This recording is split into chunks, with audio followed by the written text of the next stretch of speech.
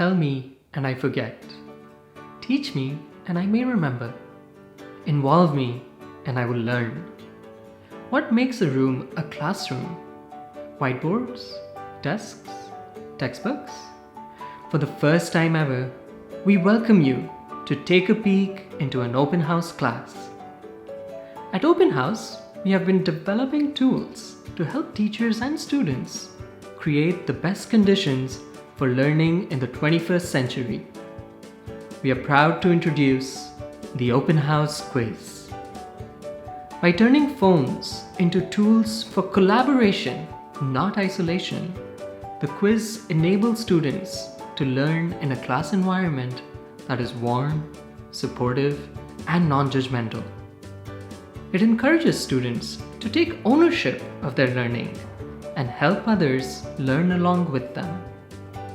It creates a safe space where students can agree or disagree with one another and have the courage to fail and drive to succeed. In a world where we are constantly celebrating marks, the quiz celebrates the process of learning. Here's what our students think. It was quite fun actually.